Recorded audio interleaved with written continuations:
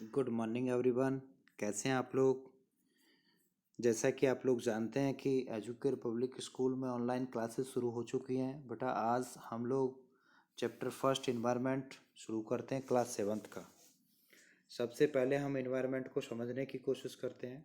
जैसा कि आप जानते हैं इन्वायरमेंट का मतलब वातावरण से होता है, ठीक है नहीं? लेकिन यहाँ इन्वायरमेंट को हम कैसे समझेंगे? इन्वायरमेंट मीन्स अगर मैं अपने इन्वायरमेंट की बात करता हूँ तो मुझे छोड़ करके मेरे चारों तरफ का जो भी चीज़ें होती हैं वो मेरा इन्वायरमेंट है। अगर आप अपने इन्वायरमेंट की बात करते हैं तो आपको छोड़ करके आपके चारों तरफ की जो चीज़ें होती हैं वो आपका इन्वायरमेंट है। तो ये ज़रूरी नहीं कि मेरा और आपका इन्वायरमेंट सेम हो, विच में भी डिफ़र, वो दोनों का अलग हो सकता है। तो यहाँ मैंने लिखा है आपके लिए कि इन्वायरमेंट का मतलब है इन्वायरमेंट मीन सराउंडिंग्स। मैंने बस इतना लिख के छोड़ दिया है कि इन्वायरमेंट का अभी इतना ही लर्न आप करना है। जब हम बुक से इसको इंट्रोड्यूस कराएंगे तो इसको थोड़ा डिटेल में और बता देंगे आपको। इन्वायरमेंट मीन सराउंडिंग्स, आज के लिए इतना काफ़ी है, ठीक है? अब देखिए कोई भी इन्वायरमेंट है, जैसे मान लीजिए मेरा इन्वायरमेंट है, तो मुझे छोड़ करके मेरे चारों तरफ की जो चीज़ें वो मेरे इन्वायरमेंट में आती हैं। ये कितनी तरह की हो सकती है बेटा? ये दो तरह की हो सकती हैं, मैन मेड हो सकती हैं और नेचुरल हो सकती है, ठीक है नहीं? तो मैंने उसी तरह से जो है इन्वायरमेंट को समझाने की यहाँ कोशिश की है। तो मैंने कहा है कि जो इन्वायरमेंट है उसके दो हिस्से हो सकते हैं। एक तो ह्यूमन मेड इन्वायरमेंट हो सकता है, इसमें आपका रोड हो गया, जैसे ब्रिजेस हो गया, रेलवे हो गया, या एरोप्लेन, या और बहुत सारी चीज़ें जैसे बिल्डिंग्स जो दिखाई देती हैं, ये सब आपका ह्यूमन मेड इन्वायरमेंट हो जाएगा, ठीक है? दूसरा है नेचुरल इन्वायरमेंट। तो नेचुरल इन्वायरमेंट में आपका इसके फिर दो पार्ट होंगे। एक तो आपका बायोटिक कंपोनेंट होगा, एक अबायोटिक कंपोनेंट होगा।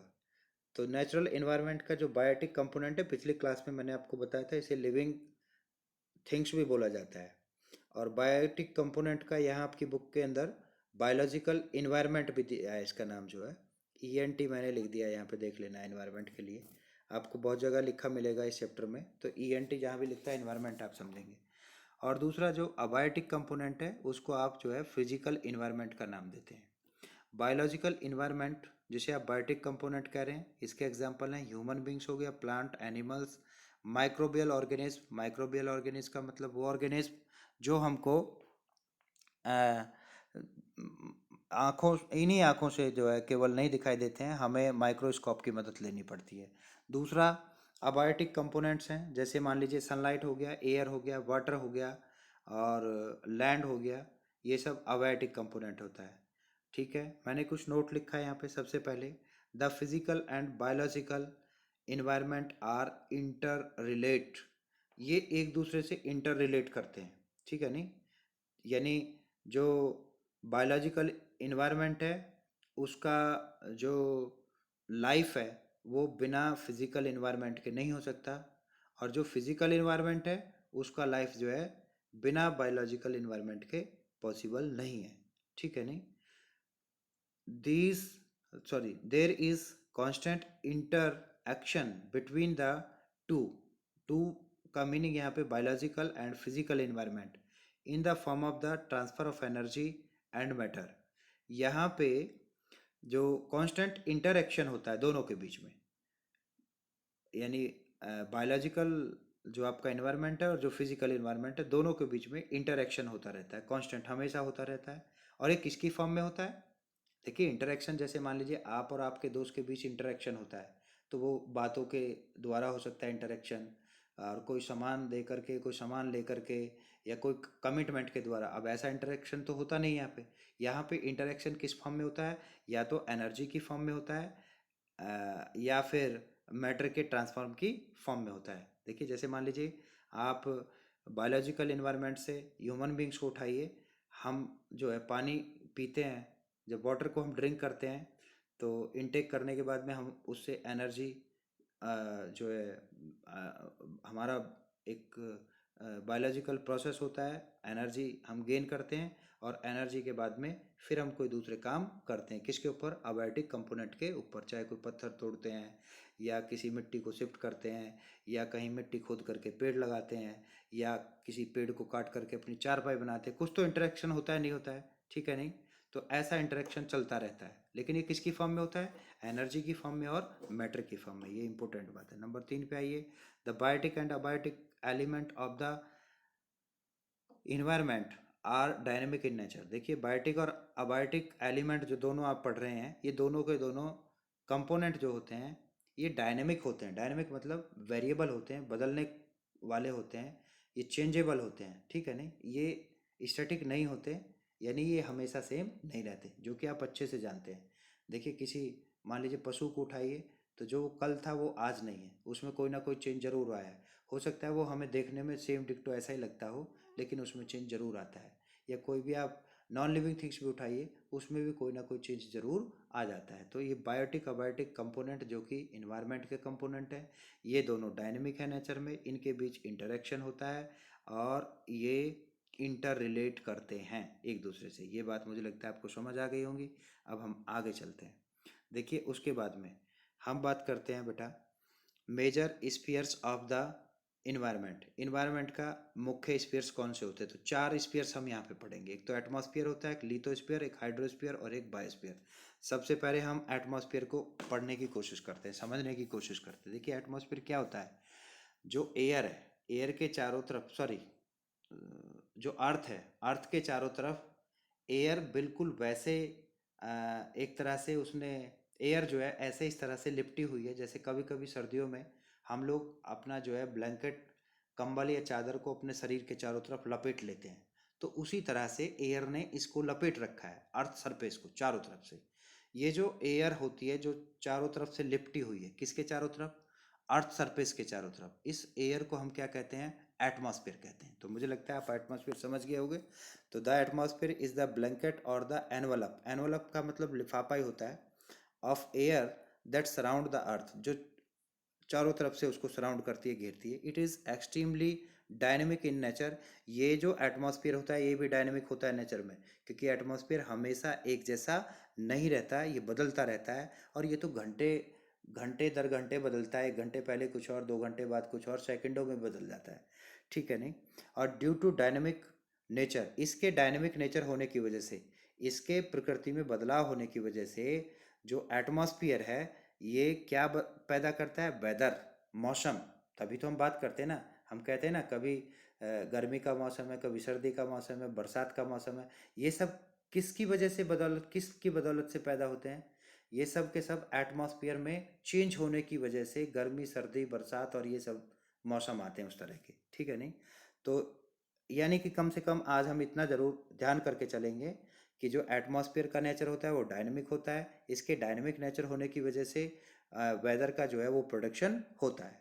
और वेदर हमारे डेली लाइफ को डायरेक्टली या इनडायरेक्टली इफेक्ट करता है, पक्का करता है जी। या तो सीधे सीधे हम पे प्रभाव डालेगा, या फिर घूम फिर करके हमें प्रभाव डालेगा। देखिए जब गर्मियाँ पड़ती हैं तो हम अपने जो है कपड़े चेंज कर लेते हैं, दूसरी तरह के कपड़े बनते हैं, चेंज कर लेते हैं। जो इन्वायरमेंट घर का होता है, कूलर, पंखे, वो सब चलाने की कोशिश करते हैं, फ्रिज चलाते हैं, वो सब करते हैं। सर्दियों में उसके उलट काम करना शुरू कर देते हैं। क्यों कर रहे हैं भैया? हम उसी की वजह से तो कर रहे हैं, क्योंकि हमारा इन्वायरमेंट चेंज हो गया, समझे नहीं? यानी हमारा जो वेदर चेंज हुआ, तो वेदर चेंज होने की वजह से हमारी जो एक्टिविटी है वो चेंज हो जाती है। तो हमें इफेक्ट कर रहा है या नहीं कर रहा है? अगर हमें इफेक्ट नहीं करता तो भैया हम क्यों चेंज करते हैं अपना काम, लेकिन हमको तो इफेक्ट कर रहा है, पक्की यह बात हमको समझ आ रही है। उसके नेक्स्ट लिखा है बेटा ये point, the atmosphere is hold to the surface of the earth by earth's gravity. देखिए जो एटमॉस्फेयर है वो अर्थ सरफेस से हॉल्ड होता है, अर्थ सरफेस जो है उसको होल्ड करके रखता है। एक तरह से वो चिपका हुआ रहता है, किससे? अर्थ सरफेस से। क्यों चिपका हुआ रहेगा भाई? कोई चीज़ क्यों चिपकेगी बताइए? जब वो कोई अट्रैक्शन होगा तभी तो ना। तो ग्रेविटी की वजह से। ग्रेविटी क्या होता है? फोर्स ऑफ अट्रैक्शन होता है। किसके अंदर होता है? अर्थ के अंदर होता है। क्योंकि अर्थ के अंदर ऐसी कुदरत ने, भगवान ने, ईश्वर ने क्षमता डेवलप की है कि वो सारी दुनिया की सारी चीज़ों को अपने सेंटर की तरफ अट्रैक्ट करती है। तो वो हवा को भी अट्रैक्ट करती है, उसी बदौलत तो जो वो चारों तरफ उसमें कंबल की तरह लिपटी हुई है, समझे नहीं? ठीक है। और अगर ये ग्रेविटी नहीं होती तो ये हवा नहीं इससे जो है इस तरह से होल्ड होती है अर्थ सरफेस से, और नहीं लिपटी हुई होती हवा तो एटमॉस्फेयर नहीं होता। एटमॉस्फेयर नहीं होता, बहुत बड़ी गड़बड़ होती। हम अभी डिस्कस करने वाले, देखो क्या होती। ह्यूमन एंड एटमॉस्फेयर, मतलब एटमॉस्फेयर की बदौलत ह्यूमन को कोई फ़ायदा होता है नहीं होता, यानी एडवांटेजेस लिख रखी है हमने। सबसे पहले क्या एडवांटेज है हमारे लिए, क्या फ़ायदे की बात है। The atmosphere serve to regulate the temperature on the earth. Atmosphere जो है हमेशा तापमान बनाए रखता है, कहाँ पर, अर्थ के ऊपर। कैसे बनाए रखता है भैया, देखिए दिन में तो सूरज निकलता है, सूरज बनाता है, सूरज बनाता है लेकिन मॉडरेट रखता है ये टेम्परेचर को।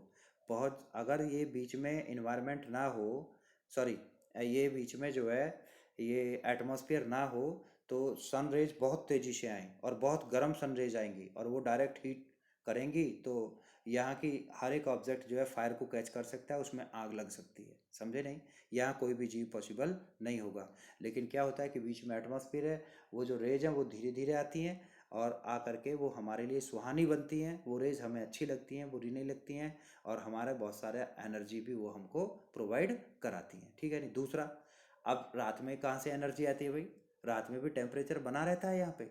अदरवाइज तो कई सारे प्लेनेट ऐसे एग्जिस्ट करते हैं कि दिन के समय में उनका टेम्परेचर पता लगा कि 250 डिग्री सेंटीग्रेड के ऊपर चला जाता है, 200 डिग्री सेंटीग्रेड के ऊपर चला जाता है। आप समझते हैं ना 100 डिग्री सेंटीग्रेड टेम्परेचर कितना होता है, वहाँ पे वाटर जो है बॉईल करना शुरू कर देता है, ठीक है नहीं। तो और रात के समय में टेम्परेचर उसी प्लेनेट के ऊपर रात के समय में टेम्परेचर जो है वो जीरो से बहुत नीचे आ जाता है, ठीक है नहीं।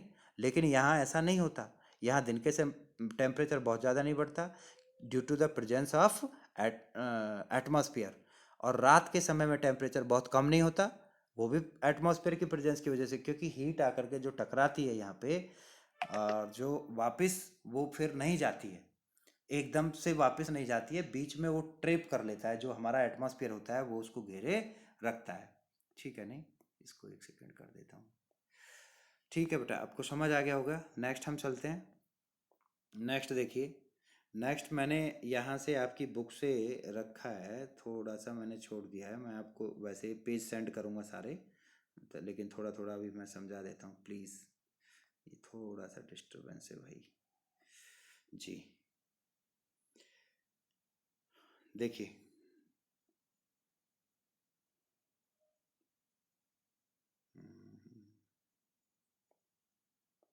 ओ सॉरी, ठीक है। नंबर सेकेंड यहाँ देखिए, it controls both the incoming solar radiation and the out going radiation from the earth. बिल्कुल मैंने अभी अभी बात की है, अर्थ से जाने वाले रेडिएशन को भी कंट्रोल करता है, एकदम नहीं जाने जाता है, आने वाले रेडिएशन को भी कंट्रोल करता है, एकदम से नहीं आने देता है, इसलिए टेम्परेचर मॉडरेट रहता है, ना बहुत ज़्यादा ना बहुत कम, और हमारी लाइफ पॉसिबल होती है। नंबर तीन पे आइए। नंबर तीन है the atmosphere is also agent of the weather condition on the earth, ठीक है। वेदर कंडीशन का एजेंट होता है, बिल्कुल हम बात कर चुके हैं पीछे। The differential heating of atmosphere causes the circulation of the air. देखिए एयर का जो सर्कुलेशन होता है, जो हवा चलती है वो अर्थ सरफेस के ऊपर टेम्परेचर में डिफरेंस की वजह से चलती है, ठीक है नहीं। अगर अर्थ सरफेस पे सब जगह टेम्परेचर एक जैसा हो जाए तो बिल्कुल भी हवा सर्कुलेट नहीं करेगी, हवा नहीं चलेगी। हवा नहीं चलेगी तो बादल नहीं बनेंगे, बादल नहीं बनेगी तो प्रिसिपिटेशन नहीं होगी और लाइफ भी नहीं चलेगी, ठीक है नहीं। और ये जो टेम्परेचर में जो डिफरेंस आता है, ये किसकी वजह से आता है, एटमॉस्फेयर की वजह से आता है, ठीक है नहीं। तो ये पॉइंट आप समझ रहे होगे। और which lead to the winds clouds and the precipitation. ये जो इसमें डिफरेंस होता है हीटिंग में एटमॉस्फेयर के में, तो इसकी वजह से फिर बादल बनते हैं, हवा बनती है और प्रिसिपिटेशन होता है। नंबर चार पे आइए, पढ़ देता हूँ। The variation in the climatic condition in the different parts of the earth give rise to the diversity of the plants and animal. देखिए पूरी अर्थ के ऊपर एक ही तरह के प्लांट नहीं, अलग अलग तरह के प्लांट हैं और अलग अलग तरह के एनिमल्स मिलते हैं। आप जाओगे उत्तराखंड में जाओगे, अलग तरह के प्लांट देखने को मिलेंगे, पहाड़ी इलाके में जहाँ सर्दी ज़्यादा होती है वहाँ एनिमल भी अलग तरह के हैं, लद्दाख में जाओगे अलग तरह के एनिमल, अलग तरह का कल्चर मिलता है। ये क्यों होता है, अलग अलग वेदर की वजह से होता है। अलग अलग वेदर किसकी वजह से होता है, एटमॉस्फेयर की वजह से होता है। और ये जो बहुत सारी स्पीसीज हमको दिखाई देती हैं, इसे हम डाइवर्सिटी कहते हैं। क्या कहते हैं, डाइवर्सिटी कहते हैं। तो डाइवर्सिटी यहाँ पे जो प्रेजेंस होता है वो भी एटमॉस्फेयर की वजह से ही होता है, ठीक है बेटा। इसके नेक्स्ट देखिए हम लिथोस्फीयर की बात करते हैं, यहाँ थोड़ा लेंदी दिया हुआ है, मैंने थोड़ा सा कम डिस्कस किया है तो मैंने आगे लिख दिया आपको सीधा। जल्दी मैं थोड़ा इसको ख़त्म करना चाहता हूँ। Lithosphere, the lithosphere is the outermost solid surface layer of the earth. It is also sometime called the crust. देखिए लिथोस्फीयर क्या होता है, जो अर्थ होता है जिसका बॉल जैसा आकृति या ग्लोब आपने देखा होगा वो सॉलिड होता है, तो उसका ऊपर वाला जो सरफेस वाला हिस्सा होता है उसे हम लिथोस्फीयर कहते हैं, या कभी कभी इसको क्रस्ट भी कहते हैं। ये हमारे लिए कोई फ़ायदे करता है नहीं करता है, बहुत सारे फ़ायदे करता है जी। क्या क्या फ़ायदे करता है? ये हमारे पौधे को उगने के लिए मिट्टी देता है, हमें मिनरल्स देता है, समझे नहीं? तो कम से कम इतनी बात तो समझ में आ रही है। और जितने भी लैंड फॉर्म्स होते हैं, अलग अलग तरह के माउंटेन जो दिखते हैं हमें, अलग अलग तरह की जो वैलीज घाटियाँ हमें दिखती हैं, नदियाँ दिखती हैं, कहीं हमें जो है डेजर्ट दिखता है, रेगिस्तान दिखता है, ये सब कहाँ पे दिखता है? ये सब का सब हमें क्रस्ट पे ही तो दिखाई देता है, लिथोस्फीयर पे ही तो दिखाई देता है। अगर लिथोस्फीयर नहीं हो तो इस तरह की फॉर्म लैंड फॉर्म्स बनेंगे क्या? नहीं बनेंगे जी। ठीक है जी, हम देखते हैं बेटा। देखिए इम्पोर्टेंस ऑफ लिथोस्फीयर, तो क्या क्या लिखा है? The forces of nature carve out का मतलब होता है तराशना। जैसे मूर्तिकार होता है ना, पत्थर को तराश के मूर्ति बनाता है उस, तो ऐसे ही जो आपका फोर्सेस ऑफ नेचर होते हैं, नेचर के फोर्सेस क्या होते हैं? जैसे हवा चलती है तो ये फोर्स तो लगाती है भाई, कैसा फोर्स है? नेचुरल फोर्स है। पानी आता है, वो भी तो कहाँ चलता है? अर्थ सरफेस के ऊपर, तो वो भी तो फोर्स लगाता है लगाता है। तो जो वहाँ पे लिथोस्फीयर है तो उसमें कुछ ना कुछ आकृति बनाएगा, नहीं नहीं या नहीं बनाएगा? तो जो नेचुरल फोर्सेस हैं carve out from the lithosphere such as such landforms as the mountains और प्लेट्यू, प्लेन्स एंड वैलीज, ये आपने सिक्स्थ में पढ़ी होंगी। माउंटेन्स क्या होते हैं, प्लेट्यूज क्या होती है, प्लेन्स क्या होती हैं, वैलीज क्या होती है, मैंने क्लास में पढ़ाया। तो इस तरह की जो लैंड फॉर्म्स होती हैं, अलग तरह की जमीन की बनावट होती है, वो किसकी वजह से दिखती है बेटा? हमें लिथोस्फीयर की वजह से। नंबर नेक्स्ट पॉइंट पे आइए। It provides soil for the plants to grow and minerals for the various applications, ये तो हमें समझ आ गया। उसके बाद में हाइड्रोस्फीयर पे आइए। हाइड्रोस्फीयर क्या होता है? आसान है, the part of the surface of the earth which is the curved under water is known as hydrosphere. देखिए अर्थ के लिथोस्फीयर का वो हिस्सा जिसके ऊपर पानी भरा हुआ है वो हमारा हाइड्रोस्फीयर होता है। हम जानते हैं अर्थ सरफेस का जो 71% है हिस्सा है, या 70% जो हिस्सा है लगभग, वो हमारा पानी से ढका हुआ है। बाकी 30% हिस्से में कॉन्टिनेंट है हमारे, 7 कॉन्टिनेंट जो होते हैं।